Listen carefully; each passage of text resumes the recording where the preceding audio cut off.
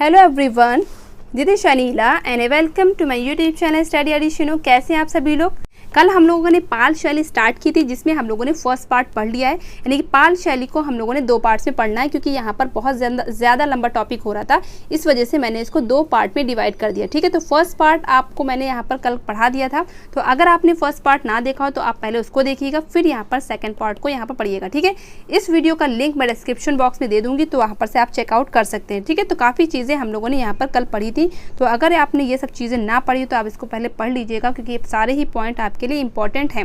आपकी क्लास जो है 9:30 पे अब डेली चलेगी, तो आप लोग चैनल के साथ जुड़े रहिए और आप लोग चैनल को सब्सक्राइब कर लीजिए, तो आपको यहाँ पर नोटिफिकेशन वगैरह मिल जाया करेगा। ठीक है, ना भी मिले नोटिफिकेशन तो टेलीग्राम चैनल स्टडी एडिशनों के नाम से वहाँ पर आप ज्वाइन कर लीजिए, तो वहाँ पर मैं लिंक सेंड कर देती हूँ, तो वहाँ पर से भी जा करके आप यहाँ पर आ सकते हैं। ठीक है, तो सबसे पहले यहाँ पर हम लोग देखें पाल शैली की शैलीगत विशेषता। यहाँ पर आज हम लोग देखेंगे पाल शैली की शैलीगत विशेषता अलग है और चित्रांकन की जो पद्धति वो सारी अलग है। तो वहाँ पर यहाँ पर हम लोग सारी चीज़ें देखेंगे जिसकी वजह से एग्जाम में आपका एक भी पॉइंट ना छूटे, कोई भी आपको क्वेश्चन गलत ना हो।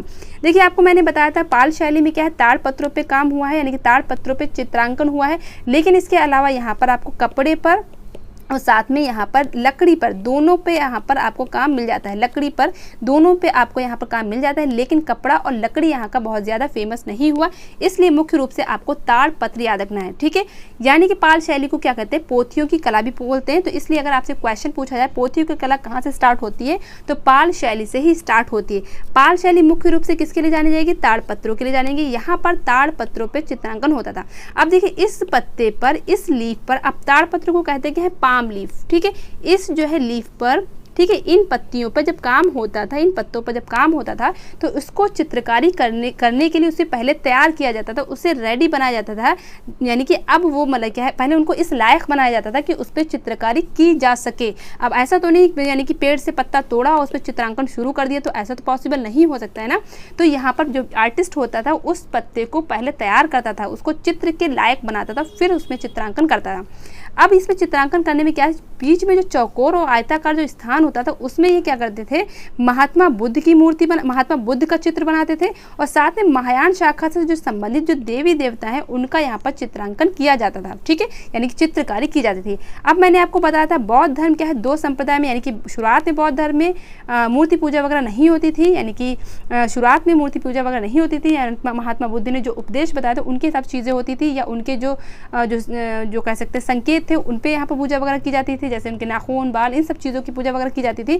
लेकिन बाद में ये संप्रदाय क्या है, 2 पार्ट्स में डिवाइड हो गया था। एक तो आपका हो गया था हीनयान, ठीक है, और दूसरा आपका हो गया था, ठीक है, एक आपका हो गया था हीनयान और दूसरा आपका हो गया था महायान। महायान शाखा के जो लोग थे वो महात्मा बुद्ध की मूर्ति बना करके उनकी पूजा वगैरह स्टार्ट कर दी थी। ठीक है, तो इस वजह से आपको याद क्या रखना है, पाल शैली में आपको महायान शाखा से संबंधित देवी देवताओं का अंकन आपको यहाँ पर मिल जाता है। बहुत ही इंपॉर्टेंट क्वेश्चन है, वहाँ पर हीनयान भी दिया होगा, वहाँ पर महायान भी दिया होगा। हो सकता है आप कंफ्यूज हो जाए, तो मैं आपको बिल्कुल क्लियर कर दूं। तो यहाँ पर महायान शाखा से संबंधित देवी देवताओं का चित्रांकन या चित्रण किया जाता था, किस पे, ताड़पत्रों पे किया जाता था, जो क्या है चौकोर और आयताकार जो स्थान होता था वहाँ पर किया जाता था। और साइड में क्या है, यानी कि इस साइड में क्या है, यहाँ पर देवनागरी लिपि का यूज़ किया जाता था और एक यहाँ पर पाली भाषा में लेख लिखा भी मिलता था। ठीक है, बीच में आपको यहाँ पर चित्रांकन मिलता था, यानी कि महात्मा बुद्ध हो या महायान शाखा संबंधित जो अदर देवी देवता है या जातक कथा है, तो इन सब चीज़ों का यहाँ पर बीच में आपको क्या है चित्रकारी वगैरह मिलती थी, और साइड में आपको क्या मिलती थी, यहाँ पर देवनागरी में यहाँ पर लिखा मिलता था। और भाषा अगर पूछी जाए तो पाली भाषा, ठीक है, लिपि आपकी अलग होती है और भाषा आपकी अलग होती है। ठीक है, तो यहाँ पर लिपि पूछी जाए तो आपको देवनागरी लिपि याद रखनी है, अगर भाषा पूछी जाए तो आपको पाली भाषा यहाँ पर याद रखना है। ठीक है, नेक्स्ट हम देखते हैं पोथियों का। अब देखिए, ये जो पोथी तैयार की जाती थी ताड़पत्रों से, तो उनको सुरक्षित करने के लिए, उनको लंबे टाइम तक मतलब सही रखने के लिए, लंबे टाइम तक वो चल सके, तो उस पर क्या है, कवर चढ़ाया जाता था। किस चीज़ का कवर चढ़ाया जाता था, लकड़ी का। ठीक है, लकड़ी का जो है कवर चढ़ाया जाता था, जिसकी वजह से वो ज़्यादा समय तक मतलब सुरक्षित रह सके, यानी कि जल्दी वो ख़राब ना हो सके। ठीक है, तो किस चीज़ का यहाँ पर कवर हो जाए, किस चीज़ का फ्रेम लगाया जाता था, तो कास्ट यानी कि लकड़ी का फ्रेम लगाया जाता था, जिसपे क्या है लाख भी, अभी आगे मैं बताऊंगी आपको, जिन पर क्या है, अब इसी कवर पे क्या है जातक कथाएं चित्रित होती थी। ठीक है, समझ में आया। आगे चलते हैं। अब ये जो पत्ते होते थे, ये जो ताड़पत्र होते थे जिनसे पोथियां तैयार की जाती थी, तो इसकी माप क्या होती थी। अब यहाँ पर देखिए, हाँ, पाल पोथे केवल ताड़पत्र पर ही बने हैं। ठीक है, अब जो है ये ताड़पत्र जो होते थे उस पर चित्रांकन के जैसे तैयार किया जाता था, उसकी माप क्या होती थी ये याद रखिए। अब इस क्वेश्चन को आपको अच्छे से समझना है, क्यों? क्योंकि अलग अलग बुक में अलग अलग यहाँ पर माप मिलती है। तो यहाँ पर 22.25 और 2.25 भी आपको यहाँ पर मिल जाता है, और 22.5 और यहाँ पर 2.5 भी आपको देखने को मिल जाता है कई बुक्स में। ठीक है, और यहाँ पर 22 इंटू 22 भी आपको देखने को मिल जाता है। ठीक है, तो 20 ये आपका क्या कहते हैं 22.25 और 2.25 आपको मेन याद रखना है। क्यों? क्योंकि ज़्यादातर बुक में यानी कि ज़्यादा जो क्वेश्चन आपके अक्सर ये कई बार पूछे गए हैं, तो आयोग ने आपको 22.25 और 2.25 वाला आंसर सही माना था। तो इस वजह से यहाँ पर 22.25 और 2.25 आपको यहाँ पर याद रखना है, और कहीं कहीं बुक में आपको ये वाला भी मिल जाता है। अगर आपका ऑप्शन में ही ये वाला ना हो तब आप इस पर जा सकते हैं। ठीक है, तो यहाँ पर मैं बता दूँ, फिर से इसको समझ लीजिए। यहाँ पर हाँ, इसको यहाँ पर देख लीजिए। ठीक है, तो यहाँ पर इसको इस तरीके से भी लिखते हैं, मान लीजिए ऐसे लिखा आ जाए तो भी आप यही समझिएगा, कंफ्यूज ना होइएगा। ठीक है, तो ये भी आपका लिखा मिल सकता है। ठीक है, इसके लिए। ठीक है, तो पहले आप किसको वरीयता देंगे? 22.25 2.25 को वरीयता देंगे, और सेकंड टाइम में आप इसको वरीयता देंगे। मान लीजिए दोनों ही ना हो तब हम इस पर आएंगे। ठीक है, क्लियर है? ओके, नेक्स्ट स्लाइड पर चलते हैं हम लोग। अब देखिए, ये आपको मैंने बताया था प्रज्ञा पारमिता, यहाँ पर आपको ग्रंथ मिलता है जिसका सबसे ज़्यादा बार चित्रांकन हुआ है, किसमें? पाल शैली में। प्रज्ञा पारमिता मैंने बताया था पहली पोथी यानी कि सचित्र पोथी है, किसकी? पाल शैली की। और जबकि भारत की भी पूछा जाए, भारत की ताड़पत्री प्रथम पोथी कौन सी है, तो वो भी आपकी कौन सी हो जाएगी? प्रज्ञा पारमिता हो जाएगी। प्रज्ञा पारमिता, अगर कल वाला सेशन देखा होगा तो आपको यहाँ पर समझ में आ गया होगा। ठीक है, प्रज्ञा पारमिता मैंने आपको बताया था सबसे ज़्यादा चित्रांकन यानी पाल शैली में सबसे ज़्यादा चित्रांकन इसी का हुआ है। ये इसी का यहाँ पर चित्र है। ठीक है, तो यहाँ पर आप चित्र देख सकते हैं, और यहाँ पर जो एरिया, इधर वाला एरिया जो आपका कट गया है, तो यहाँ पर आपको देवनागरी लिपि यहाँ पर मिल जाती है। ठीक है, तो समझ में आया चीज़ें आप देख लीजिए। ओके, नेक्स्ट स्लाइड पे चलते हैं। यहाँ पर मैंने बताया ताड़पत्र पे भी काम हुआ, कपड़े पर भी हुआ, लकड़ी पर भी हुआ है, लेकिन मेन आपका ताड़पत्र आपको याद रखना है। इसके अलावा यहाँ पर चित्रकारी के अलावा, चित्रकारी तो यहाँ पर हुई ही थी। ठीक है, चित्रकारी तो आप पढ़ ही रहे हैं। इसके अलावा यहाँ पर मूर्तियाँ ढालने का भी काम होता था। किसकी मूर्ति? कांसे की मूर्तियाँ ढालने का भी काम होता था, जिसके लिए फेमस कौन थे? फेमस यहाँ पर कौन से हो जाएंगे? फेमस कौन थे? धीमान और वित्तपाल। मैंने आपको 5 यहाँ पर कलाकार बताए थे। एक तो धीमान वित्तपाल हो गए, इसके अलावा मैंने बताया था जय, ठीक है, पराजय, ठीक है, जय, पराजय और विजय। मैंने जो बताया भी था, जय, पराजय, विजय आपको तंजौर शैली में भी मिल जाते हैं। ठीक है, तो धीमान, वित्तपाल, जय, पराजय, विजय ये आपके किसके हो जाएंगे? पाल शैली के हो जाएंगे, जिनमें आपका धीमान, वित्तपाल किसके लिए अग्रणी थी? कांसे की मूर्तियां ढालने में अग्रणी थे। बहुत इंपॉर्टेंट क्वेश्चन है, इसको अच्छे से याद रखना, पूछा जा सकता है। कांसे की मूर्तियां ढालने के लिए कौन से ऐसे चित्रकार थे पाल शैली के जो क्या है पारंगत है या अग्रणी थे, या जो कांसे की मूर्तियां ढालने का काम करते हैं? कौन से ऐसे कलाकार हैं? तो धीमान और वित्तपाल यहाँ पर हो जाएगा। ठीक है, याद रखिएगा, वहाँ पर आपका जय, पराजय, विजय भी दिया होगा और धीमान, वित्तपाल भी दिया होगा, तो आपको अच्छे से याद रखना है। अब हम देखेंगे पाल शैली की चित्रगत विशेषताएं। ठीक है, पाल शैली के अधिकांश चित्र किसमें मिलते हैं? पोथियों में मिलते हैं, आपको पता है। जो इसमें स्फुट चित्र प्राप्त है वो क्या है? बंगाल के पट चित्र हैं। कैसे? बंगाल के पट चित्र हैं, और बीच बीच में चित्र बनाए गए हैं, वे पोथियों के चित्र आकार में लघु हैं, और उनमें कलर्स किन तरीके से कलर, यानी कि यहाँ पर जो पाल शैली में जो कलर्स का यूज़ हुआ है, जो रंगों का यूज़ हुआ है, बहुत ही बेसिक रंगों का यूज़ है, यानी कि बहुत ही यहाँ पर बेसिक रंगों का यूज़ हुआ है।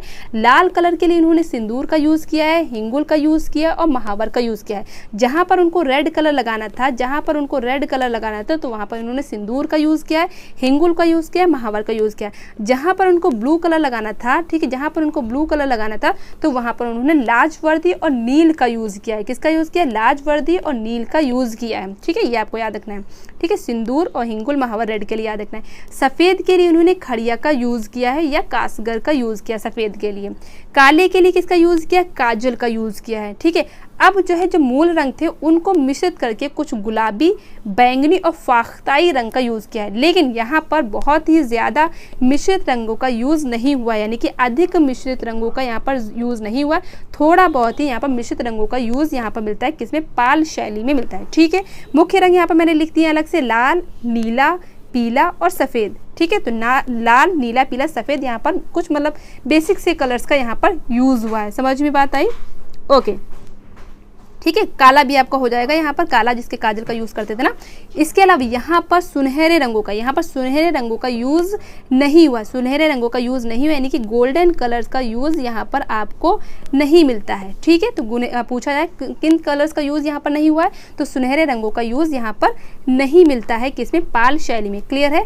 आगे हम देखते हैं, अब यहाँ पर जो मानवाकृति बने हैं, जहाँ पर व्यक्ति चित्र बने हैं, उनके चेहरे कैसे बने, सवा चश्म चेहरे बने हैं। यानी कि चेहरे कैसे बनाए गए, सवा चश्म चेहरे बनाए गए, यानी कि आँख कैसी बनी है, सवा चश्म यहाँ पर बनी। ठीक है, चश्म का मतलब मैंने बताया आपको आँख ही होता है, चश्म का मतलब यहाँ पर आँख ही होता है। एक ही प्रारूप में, यानी कि सब ज़्यादातर क्या है, एक ही तरीके के हैं।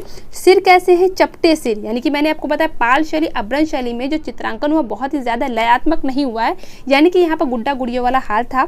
लेकिन यहाँ पर अगर क्वेश्चन आपको पाल शैली अभ्रंश शैली दोनों दिया तो आप अभ्रंश शैली पे जाएंगे। हालांकि पाल शैली अभ्रंश शैली में ज़्यादा मतलब ज़्यादा मतलब अलग नहीं है, लगभग आपकी सेम ही है, लेकिन अभ्रंश शैली में काफ़ी ज़्यादा मतलब अजीब सा काम हुआ है पाल शैली के मतलब हिसाब से। ठीक है, तो पाल शैली में कुछ गनीमत था, अभ्रंश शैली में गनीमत नहीं था, ऐसे आप याद रखिएगा सीधी बात कि पाल शैली में ख़राब चित्र ज़्यादा है, पाल शैली में ठीक ठाक चित्र है अभ्रंश शैली की अपेक्षा। क्लियर। ओके, तो यहाँ पर जो सिर बने हैं कैसे, चपटे सिर है, नाक कैसी लंबी है जो क्या है परले गाल से निकली हुई बनाई गई हैं।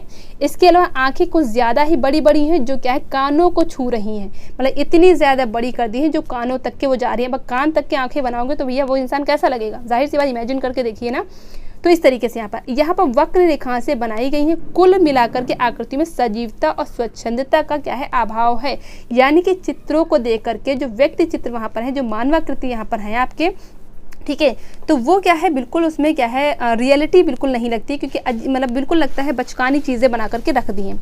अब यहाँ पर जो हाथ पैर बनाए गए हैं तो वो भी कैसे जकड़न वाले हैं। ठीक है, जकड़न वाले हैं, अकड़न वाले, यानी कि उसमें कोई भी लय नहीं है, कोई भी उसमें लयात्मक चीज़ नहीं बनी है। हाथ पैर जो है कैसे बने हैं, बिल्कुल अकड़न नुमा बने हैं। ठीक है, अकड़न वाले बने हैं, जकड़न वाले बने हैं। इसी तरीके से अभ्रंश में भी ऐसे ही बने हैं, जकड़न वाले, वहाँ पर भी गुड्डा गुड़िया वाला ही हाल है, दोनों में है, लेकिन ज़्यादा किस में है तो अभ्रंश शैली में, पाल शैली में उससे बेटर है। ठीक है, तो ये भी आप याद रखिएगा, कंफ्यूज ना होइए, दोनों ऑप्शन देंगे तो आप अभ्रंश शैली ही वहाँ पर लगाएंगे। कल हम लोग अभ्रंश शैली पढ़ेंगे। ठीक है, चित्रों की रेखाएं क्या है, काले रंग से बनाई गई, रेखाएं कैसी बनाई गई, काले रंग से बनाई गई। अभी मैं बताऊंगी रेखाओं वाला क्या सिस्टम है। ऐसा प्रतीत होता है कि तूलिका की जगह पर यहाँ पर निब का यूज़ हुआ है। यहाँ पर कहते हैं कुछ जो चित्रकार है, कुछ यहाँ पर विद्वान है, कहते हैं कि यहाँ पर तूलिका का यूज़ नहीं हुआ है, बल्कि किस चीज़ का यूज़ हुआ है, यहाँ पर निब का यूज़ हुआ है। लेकिन कुछ का मानना ऐसा नहीं है। ठीक है, तो यहाँ पर चित्रों को देख करके ऐसा लगता है यहाँ पर निब का यूज़ हुआ है।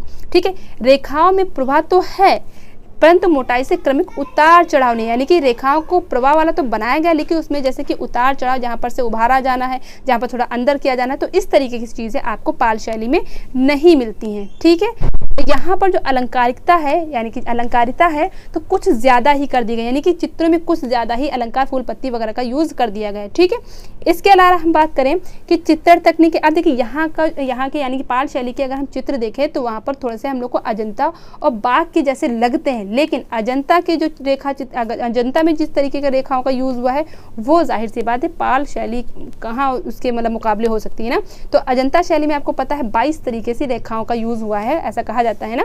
तो इस तरीके से अजंता और बाघ की परंपरा के अनुसार अनुसरण ही है, लेकिन पाल शैली की रेखाएं लयात्मक ना होकर के बल्कि कैसी कठोर है, मैंने अभी बताया जकड़न वाले हैं। ठीक है, जो मतलब रेखाएं हैं उसमें लय तो है थोड़ी बहुत, लेकिन जैसे जहाँ पर उभारना है, जहाँ पर अंदर करना है, यानी कि लय नहीं है। ठीक है, लयात्मक ना होकर के कहने का सेंस, यानी कि जो रेखाएं हैं वो कैसी जकड़न वाली है। ओवरऑल आपको इतना समझना है, जो अजंता की रेखाएं हैं वो क्या है आपकी, मतलब उनकी रेखाएं ही ऐसा लगता है रेखाओं के जरिए बने, वैसे लगता है चित्र बिल्कुल बोल पड़ेंगे। इनकी रेखाओं में क्या है, उसमें कठोरता है। ठीक है, तो ऐसे आपको इतना याद रखना है। क्लियर हुआ। इसके अलावा आगे हम लोग चलते हैं, यहाँ के जब चित्र देखते हैं तो ऐसा लगता है कि ये क्या है, रेखाओं के जरिए बनाए गए हैं, ऐसा लगता है ये रेखाओं के जरिए बनाए गए, लेकिन ऐसा नहीं, इसके चित्र जो है रेखाओं के जरिए ना बना करके बल्कि क्या है रंगांकन के जरिए बनाए गए। ठीक है, लगता तो देखने में ऐसे ही है कि इनके चित्र किससे बनाए गए, रेखा द्वारा बनाए गए हैं, लेकिन ऐसा बिल्कुल नहीं है। इनके चित्र पूर्णतः क्या रंगांकन के माध्यम से ही बनाए गए, किसके, पाल शैली के। ठीक है, ऐसा नहीं बिल्कुल रेखा से ही चित्र बनाए गए। ठीक है, देखने में कुछ भी लग सकता है, लेकिन जो रियलिटी है वो आपको जो मतलब एग्जाम में पूछा जाएगा वो आपको यहाँ पर याद रखना है। क्लियर है, आगे चलते हैं। चित्रों की सुरक्षा। अब ये जो चित्र बनाए गए यानी कि ताड़पत्री जो चित्र बनाए गए या इससे पोथी जो तैयार की गई, तो वो कैसे उसको प्रिजर्व रखते थे, वो मतलब ज़्यादा समय तक मतलब रह सके, मतलब जल्दी ख़राब ना हो सके, तो उनको क्या किया जाता था, जो काष्ठ फलक यानी कि मैंने आपको बताया यानी कि लकड़ी का फ्रेम बनाया जाता था और उस पर क्या लाख का प्रयोग किया जाता है। किसका प्रयोग किया जाता है, लाख का प्रयोग किया जाता है, जिससे कि वो चीज़ें जल्दी से ना ख़राब हों। ठीक है, ताड़पत्री जो पोथी है वो जल्दी से ना ख़राब हो। और काले धरातल पर सफ़ेद रंग से चित्रांकन किया जाता था, किसमें, पाल शैली में। ठीक है, काले धरातल, धरातल कैसा होता था, काला धरातल होता था और उसमें चित्रांकन किसे किया जाता था, सफ़ेद से चित्रांकन किया जाता था, ये आपको याद रखना है। अब यहाँ पर पूछा जा सकता है सबसे अधिक बार यहाँ पर किस देवी देवता का अंकन मिलता है, तो तारा देवी और मंजूश्री देवता का अंकन सबसे ज़्यादा बार यहाँ पर किया गया है।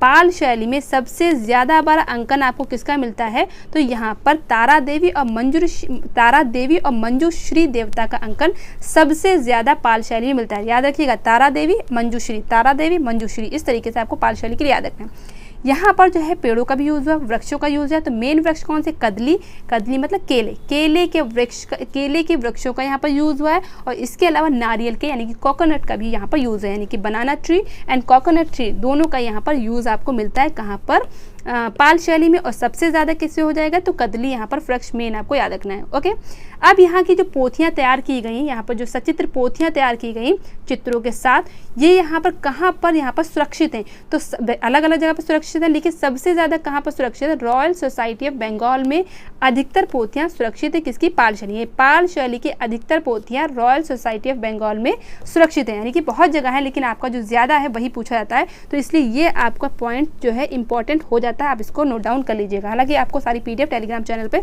सेंड कर दी जाएगी जब आपका अभ्रंश शैली पूरा कंप्लीट हो जाएगा तब। ठीक है, यहाँ पर मैंने आपको बताया, यहाँ पर जो मतलब राजा थे जिन्होंने पाल शैली को संरक्षण दिया, जिनकी वजह से पाल शैली आगे बढ़ी। ठीक है, तो उनमें से मेन राजा आपको कौन याद रखने, धर्मपाल, देवपाल और महिपाल के समय में सबसे ज़्यादा पाल कला की काफ़ी उन्नति होती है, यानी कि पाल जो शैली है, पाल जो कला है, मतलब ख्याति में बदलती है। ठीक है, इस तरीके से धर्मपाल, देवपाल और महिपाल को आपको याद रखना है। क्लियर है। अब देखिए यहाँ पर जो है मतलब पाल शैली जो पाल वंश था, तो जिसका संरक्षण किसने दिया था, यानी कि जो राजा थे वो बौद्ध धर्म को माने थे, उन्होंने इसका संरक्षण दिया था। फिर उसके बाद क्या है होता है, फिर जाहिर सी बात है इसके बाद अब जाहिर से कोई वंश आया तो वो ख़त्म भी तो, यानी कि जो चीज़ स्टार्टिंग हुई है तो ख़त्म भी तो होगी। अब मैंने आपको बताया था पाल वंश के प्रथम शासक कौन है, गोपाल मैंने आपको बताया था। ठीक है, मैंने आपको पाल वंश के प्रथम शासक कौन बताया था, गोपाल बताया था। फिर इसके बाद यहाँ पर यानी कि बंगाल में अब किस वंश का स्थापना होती है, सेन वंश की स्थापना होती है। तो पाल वंश के पश्चात पश्चिम बंगाल में सेन वंश की स्थापना होती है। और जो सेन वंश वाले जो लोग थे, जो सेन वंश के जो राजा थे, वो क्या थे, बौद्ध धर्म के बिल्कुल अगेंस्ट थे। ठीक है, बिल्कुल विरोधी थे। ठीक है, तो जाहिर सी बात है जब सेन वंश आएगा तो वहाँ पर पाल शैली जो है कम पड़ने लगेगी, जाहिर सी बात है ना। तो पाल वंश के पश्चात पश्चिम बंगाल में किस मतलब कौन सा वंश स्टार्ट होता है, सेन वंश की स्थापना होती है, जिसका संस्थापक कौन था, सामंत सेन था। ठीक है, क्वेश्चन पूछ लिया जाएगा कि पाल वंश के बाद किस वंश यहाँ पर पश्चिम बंगाल में आता है, तो आपको याद रखना है सेन वंश आता है। और उसके प्रथम शासक कौन थे, तो सामंत सेन थे, या उसके संस्थापक कौन थे, या पहले राजा कौन थे, तो सामंत सेन को आपको यहाँ पर याद रखना है। क्लियर हुआ, या सारी चीज़ें आपको क्लियर हो रही, ज़रूर मुझे कमेंट बॉक्स में बताइएगा। ओके, नेक्स्ट हम देखते हैं, थोड़ा सा ही बचा है। लक्ष्मण सेन के दरबार में, यानी कि सेन वंश के राजा कौन से, लक्ष्मण सेन के दरबार में बहुत से विद्वान रहे थे, जिसमें गीत गोविंद के रचयिता जयदेव, यानी कि आपको पता है गीत गोविंद किसने लिखी, जयदेव, और पवन दूत के रचयिता धोवक थे। यानी कि लक्ष्मण सेन, अभी मैंने आपको बताया जो सेन वंश था बौद्ध धर्म का मतलब क्या था, बिल्कुल विरोधी था, लेकिन इसमें भी क्या है, बहुत से विद्वान यहाँ पर रहे हैं, किसमें, सेन वंश में, जिसमें आपको जयदेव और किसको याद रखना, धोवक को याद रखना। जयदेव आपको पूछा जाता है, अक्सर पूछ लिया जाता है, गीत गोविंद के रचयिता कौन है, जयदेव। ठीक है, और इसी तरीके से पवन दूत के रचयिता कौन है, धोवक। तो इन विद्वानों का मतलब उल्लेख किसमें मिलता है, आपको सेन वंश में मिलता है। ठीक है, सेन वंश के बाद पाल शैली क्या है, पूर्णतः क्या हो गई, नष्ट हो गई, क्योंकि मैंने अभी ये बताया कि यहाँ पर जब सेन वंश आता है तो क्या है, पाल शैली को ज़्यादा संरक्षण नहीं मिल पाता, उस पर ज़्यादा उसको वैल्यू नहीं दी गई, तो इस तरीके से आप पाल शैली क्या है, कम पड़ने लगती है और पूरी तरीके से नष्ट हो जाती है। और ये शैली किसमें क्या है, नेपाल, मैंने आपको बताया था बंगाल, बिहार, नेपाल में पाल शैली थी, मैंने आपको कल बताया था बंगाल, ठीक है, बंगाल, बिहार और नेपाल और उड़ीसा और आपका जो है पश्चिम बंगाल, सॉरी उड़ीसा उत्तर प्रदेश भी था, ठीक है, नेपाल। तो यहाँ पर आपको पाल शैली मिलती है ना। तो यहाँ पर आपके बंगाल में तो ये शैली पूरी तरीके से ख़त्म हो जाती है कि बंगाल में सेन वंश की जहाँ पर स्थापना हो जाती है ना, तो बंगाल में आपकी जो है बंगाल में तो आपका जो है बिल्कुल पूरी तरीके से ख़त्म हो जाती है। लेकिन यही किंतु नेपाल में यही शैली तमका और तनखा शैली के रूप में प्रसिद्ध होती है, ठीक है। यानी कि इसी के जैसी ये थी बिल्कुल, लेकिन उसका नाम क्या अलग था, क्या नाम था, तमका या तनखा, अलग अलग नाम दिया जाता है ना। तो तमका या तनखा शैली के रूप में प्रसिद्ध होती है, कहाँ पर, नेपाल में। लेकिन इसका मुख्य केंद्र कौन था, तो तिब्बत इसका मुख्य केंद्र था। कौन था केंद्र था, तिब्बत इसका मुख्य केंद्र था। आपको अच्छे से यहाँ पर याद रखना है, ठीक है।